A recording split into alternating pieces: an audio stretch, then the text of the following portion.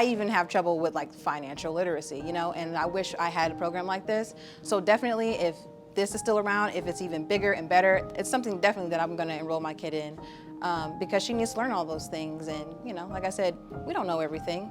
And having those experts come in and, you know, show the kids how to go about life, because it really does take a village to raise kids. And this is definitely a part of that learning village, I guess. My name is Jacobson Valentine. I'm the Executive Director of Feed the Mass. I'm also the founding director of Feed the Mass. We started in 2016, and I hope to educate kids and adults and families on how to eat healthier and cook better. So this is our second year doing summer programming. We started last year, and when we did an outdoor version of cooking classes.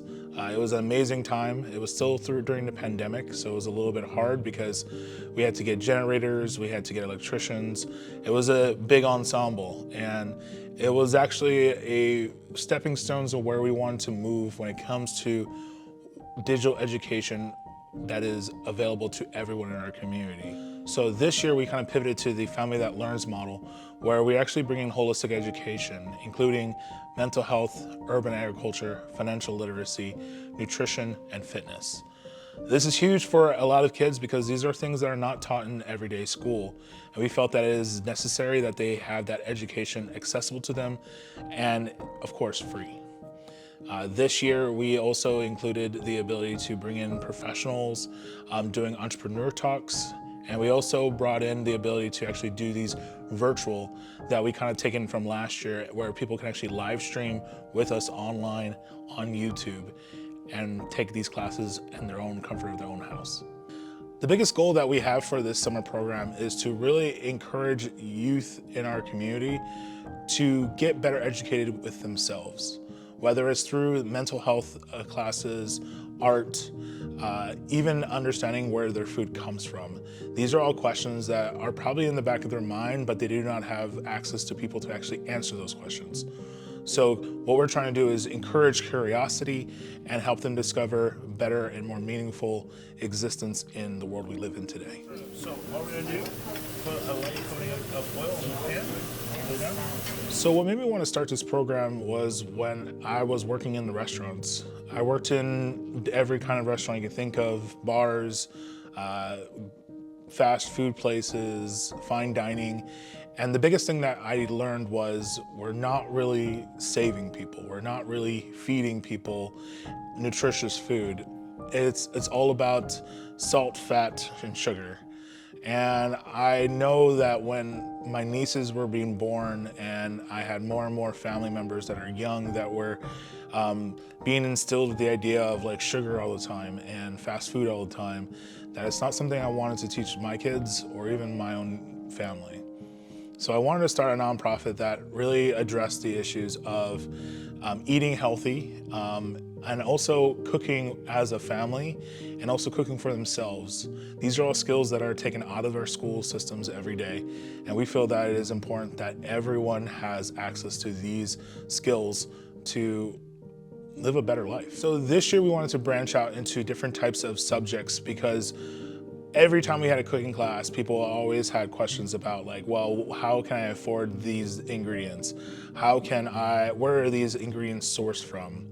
How I don't mentally feel like I want to actually go and cook for myself. And these are all issues that kind of came stemming from the lack of knowledge of how to take care of yourself, how to be, mentally sound, because it's kind of its own cycle. If you don't have money to eat good food, then your health goes down. If your health goes down, your mental health goes down. If your mental health goes down, then your ability to function as a human being goes down. And these are all systemic problems that we see in our education system that are not being taught how to fight these, I would say, bad systems in play. So what we were hoping is with these different subjects, we give people a leg up, give people an insight, and connect them with professionals that normally they would never have access to.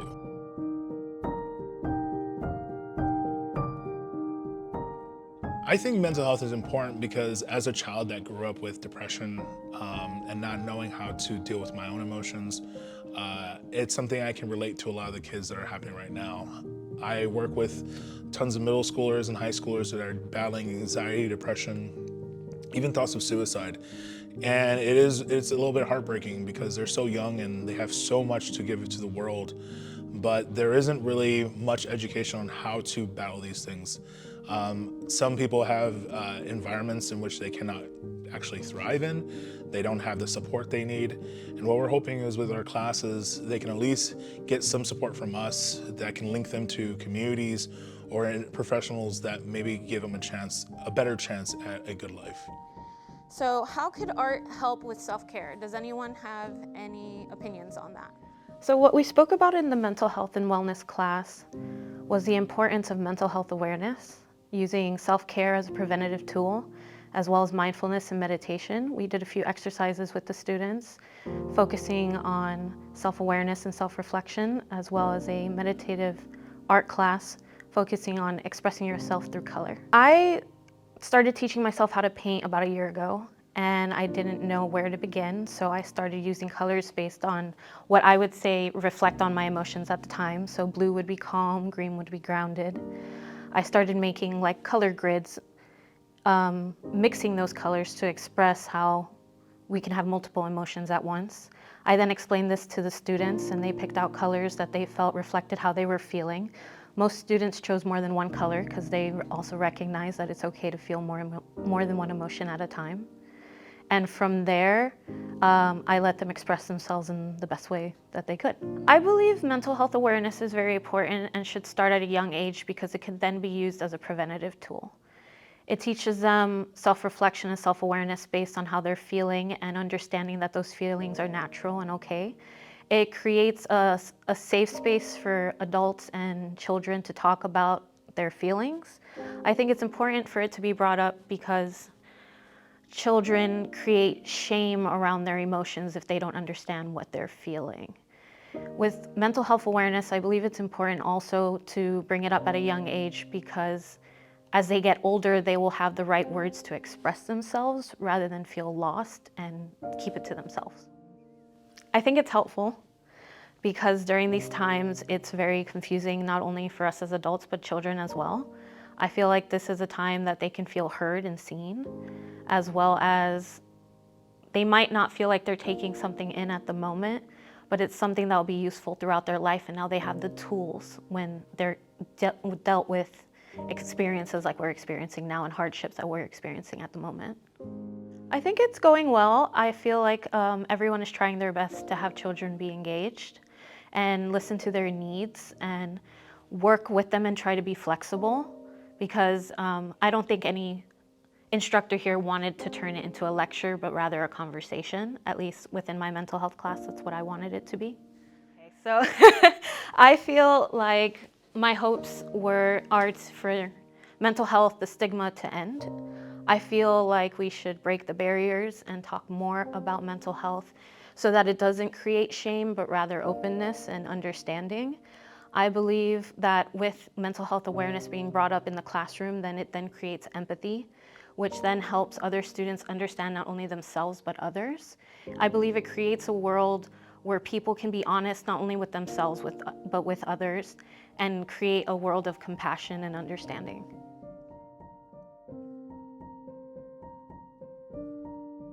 I think urban agriculture is super important because when I was growing up, my grandmother instilled gardening in my life. We lived in Hawaii where you can garden 24/7, 365 days a year. And it was an amazing experience to be able to take care of, honestly, something that actually takes care of you in the future. And for a lot of kids in a city area such as Portland, where land that is theirs isn't actually really truly available, this is huge. I think the ability to understand how to take something from a seed and bring it into a fruit and then repeat that cycle over and over again gives them a little bit of sustainability, also some resilience in the world, and it also gives them some peace of mind. It is very meditative thing to go through a garden and weed things. It's one of those things that be accomplished to grow something from seed to actual fruit and be able to say, I grew this. And also to understand that like if you're trying to eat healthy and organic as possible, you know exactly what's in your fruit. We don't want to eat that one because then we won't have a squash. Urban agriculture is basically growing food in an urban environment, so working within the limitations of the challenges that an urban environment presents, so limited amounts of water and soil conditions that the urban environment has, compacted soils, but also growing food for community and for sharing and providing some of your own food. You know, it's really important to know how to grow your own food. It's something that as civilized people we're learning less and less about and knowing less and less about, but being able to supplement your own food is not only healthier, it's better for the environment. You're saving on transportation from farms or across the world sometimes to get food to your door. You're growing fresher food, so you get more minerals and nutrients for your body. And also it's a great way to build community and provide for your neighbors, provide for your family. And as the future world changes with climate change, it'll be even more important so that we can supplement our own food and be independent producers without relying on other countries or other resources. So it's super important. Plus it also helps the environment. We're providing space for pollinators, providing more oxygen to breathe by growing plants. There's tons of benefits. So as we move into the future with climate change and different pressures on our food system, it's really important that kids have the tools and empowerment to be able to grow their own food. And then they can learn how to cook it, they can learn how to prepare it, they're healing the soil, they can provide for their community. So learning how to do that is really empowering, especially for children, to know that they can take charge over their futures. So kids love to be hands-on. They love to experience the world with all of their senses. And I've definitely found that taking kids outside, being around the plants, touching soil, digging in, seeing life, it really lights them up. It's kind of like a more interacting learning approach. And a lot of kids don't learn well in a classroom setting. They have a hard time sitting still and focusing. So being able to be really hands-on and tactile and actually be doing something productive outside, it really is a great way for kids to learn. And actually they absorb so much information by learning that way, so it's of a lot of benefit. Also, there's supposedly some kind of bacteria in the soil that creates happiness. It releases endorphins, so it's good for the soul to be outside and be part of nature. So there's a lot of really awesome programs, especially where we live in Portland, that work in the school gardens, but throughout the year they might not be able to be outside or invested in a landscape. A lot of schools don't even have an outdoor space, so this is really powerful learning for them to be able to have.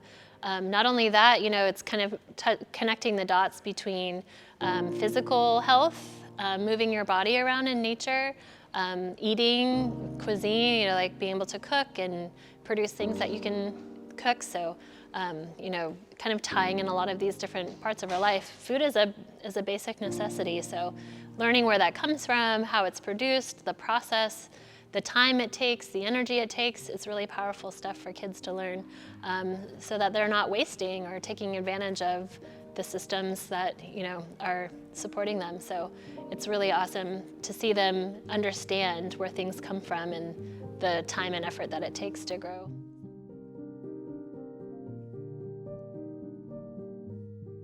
I think financial literacy is huge right now, mainly because we're going through, again, another recession, inflation's going up, and also the ability to manage your money, even at a young age, is super crucial. There's young entrepreneurs that are out there that are making millions of dollars on TikTok.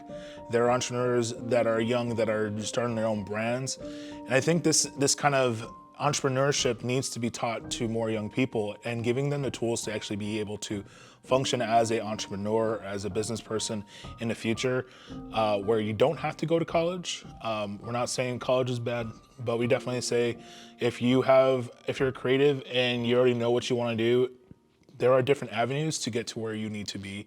And I think being an entrepreneur is always another option. So today we're going to cover a couple topics. We're going to talk a little bit about investing and the importance of starting your investing career early, not career, but starting your investing early, and how compounding interest really helps those who begin early. We're also going to talk a little bit about insurance and sort of give a very general overview of how insurance works, why we need it, different products, auto insurance, life insurance, health insurance, disability insurance. We're going to have a little bit of fun with that too and talk about some other kinds of insurance that you may not have heard before. Financial literacy is not something that is taught very actively in schools, if at all. And I feel like these are the kind of lessons that too many of us have learned too late. We learn about credit when we need to get a loan, and maybe by that time, our credit's not great. And so by teaching these skills early, we get the kids thinking about the kind of things that they need to be focusing on. I mean, they won't be buying insurance today, they won't be taking out a loan today, but getting started early with managing credit, saving and budgeting, these kind of things are crucial skills, and it's really too often the kind of thing that gets learned a little too late and the hard way. And so we're going to try and careful, and then you'll go down. Perfect. I think culinary arts is honestly the best thing because it's probably the one art that we use every single day. Even if you go to a restaurant, everybody knows the way they want their food. And I think if you had the ability to create your own food, to make the thing that you love the most, and also share it with other people, that's huge. That builds community, that builds connection, that also creates a independence that you can't always get when you're with other people who are serving you. So that independence to make whatever food you want and to learn how to read a recipe. You don't have to be a pro at it, but you can definitely make something edible. The recipe, it said half a cup, but I honestly love cucumbers, so I just threw the whole half in there. I love kids. They are so sweet, and they don't know how to cook for the most part, and it's just fun, like guiding them, showing them how to use the knife properly, because that's a skill that they'll take on for forever. And yeah, they're funny, and I just enjoy working with them. It's important for kids to learn how to cook for obvious reasons, right? What we eat is who we are. I forgot how the slogan goes, but we are who we eat. There we go. It's just important to eat healthy and know how to eat healthy. And even if you don't have all of the resources, at least you know how to put a couple things together at home. So just teaching them the little basic things, and also the nutrition of the food is a good aspect. It is important for students to learn about cooking nutrition because you're going to be doing this the rest of your life, and unless you eat takeout every day, but who has the money for that, or how healthy is that? But like, I grew up in a single parent family, and cooking for myself was one of the things that I did, and not everyone has the luxury of having food on the dinner table every night and things like that. So it's a good skill to know, just to be able to take care of yourself and educate yourself on like what you should or shouldn't be eating. I think the big thing is like also it's nutrition. So we want to educate all these kids on all this information. There's so much information out there, and not necessarily all of it is correct. Hopefully we bring light on just like the basics of food and health, and then also with tying that into cooking, being able to teach these kids some basic recipes that they could take home and do on their own, teach other people, share it with their family, but as well as just being able to be more independent, and make these choices for themselves. We're teaching middle school to high school kids. They're getting up to that age where they're starting to, control their lives more and have some more of that freedom. And, by teaching them these skills, we're giving them more of that. But just being like today, we were talking about just basic things like labels, nutrition labels on the back of, ingredients, and what is in our food and how much of it are we eating, and being able to just take these basic life skills and then make sense of it all. You know, it's all kind of its own random language, like all these things, and none of it means to you unless you have something to tie it to. So being able to have some of these basics here in this class, they're gonna be able to go out in the world and hear some of these terms and things that we're talking about, and then they're gonna be like, oh yeah, I know this because of that, you know. So yeah, I mean, that's a big takeaway, I feel like, for every kid in this program.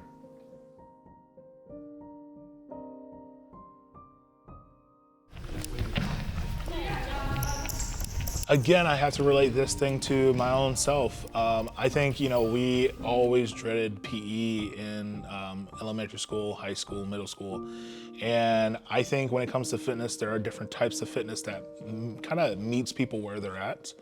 And I think when it comes to fitness, it's also one of those things that it's important, especially when you're getting older. And I think if we can get people on a good track as young people to have some kind of routine, whether it's stretching, whether it's, you know, going on walks, or even going into the gym, these are all important things that are going to benefit them in the long run. And another thing about fitness is it is something that you can actually take in a longer term where it keeps their mind in a place of focus. And I think, you know, exercise has always been something that I do to decompress and refocus my life in. And I think that when it comes to people who have anxiety, a way to let it go is super huge. My biggest hope for this future of this program is to be able to do this in multiple schools. Also to be able to have other organizations partner with us and put our curriculum in their schools, and even have the ability to do this year round. I know summer is a really awesome and fun time, but these are things that we think I think in the future we can actually build more on. And I think the consistency in having this optional education to be a part of their regular curriculum, it can actually change a lot of people's lives. One of the things, if you're in VR too long, your reality does change. My name's Antonio Jackson. I'm the co-founder and executive director for Building Blocks to Success. We are a STEM-focused organization for youth, providing access and opportunity to high-quality STEM activities and programs. Yeah, our staff has been awesome. They've been inspiring young people to get into coding, doing different programming platforms, Python, Mindstorms, a whole bunch of different platforms to get into coding, to expose kids to that whole aspect. They've been building robots. We've been flying drones. We'll be doing some 3D printing. We'll also be doing some virtual reality activities with the virtual reality goggles as well, the headsets. So a lot of fun stuff for the kids, a lot of opportunity for them to learn and try things that are futuristic and what the jobs of the future will be operating in with virtual reality and 3D printing and coding and programming and stuff. I think teaching them early, if we can get them learning these things, these skills at an early age, they can be experts at it by the time they're my age.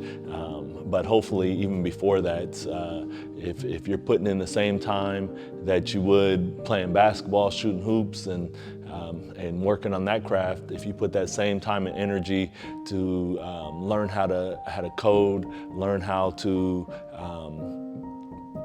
do VR, they can become experts.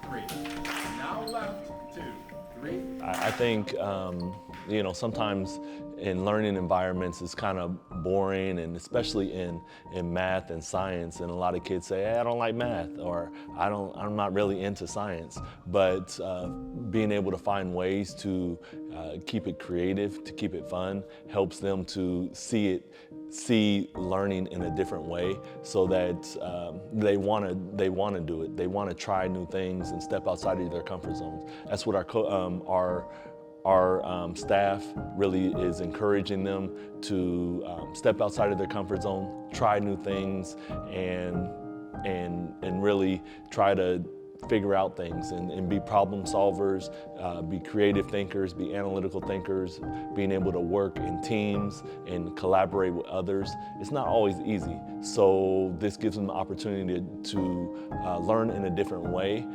And maybe they'll pick up a skill that they never thought they could, and they'll try it and maybe like it.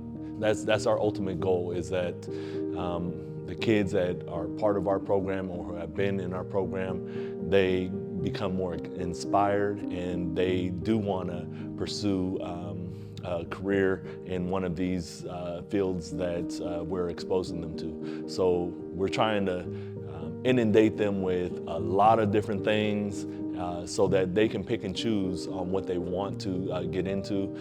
They may not like everything that we do, but they'll be having fun. They'll be able to try and be able to say, hey, I don't like this, or wow, this is great, I want to do this some more. So we'll try to create more and more opportunities for them to get involved, to just to try different things and be around other people that are that have the same interests as them. I think a lot of time there's that stigma of, you know, that's kind of nerdy or that's kind of geeky, and what we're saying is that's cool. You know, to be nerdy and geeky, we love that.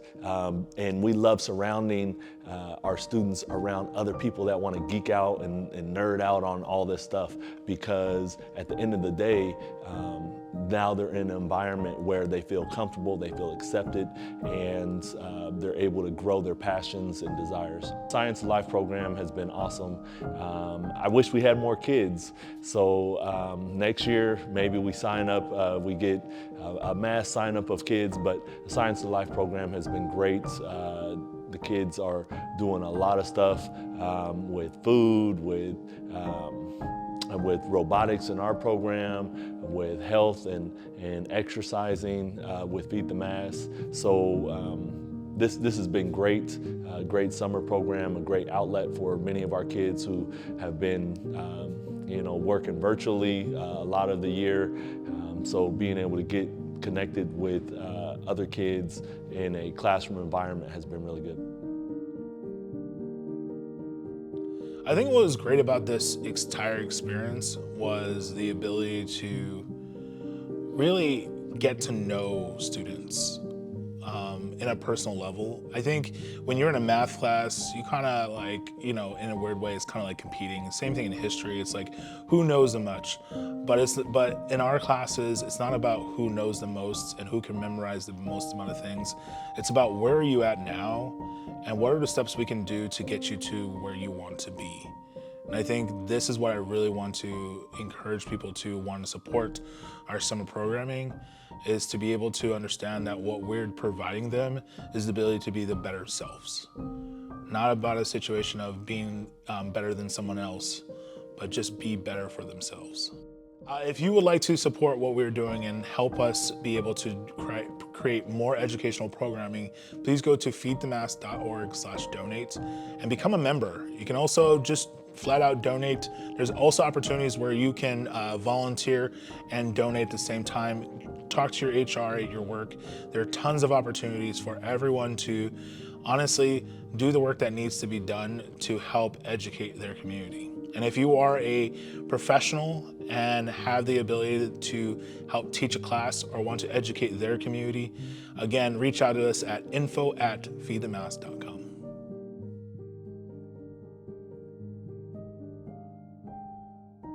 If you need to use that in the future, you know, that's an option. But, you know, just kind of testing things out and see, you know, what do I want to do for college? What do I want to do for high school? And, you know, you can open doors to all sorts of stuff.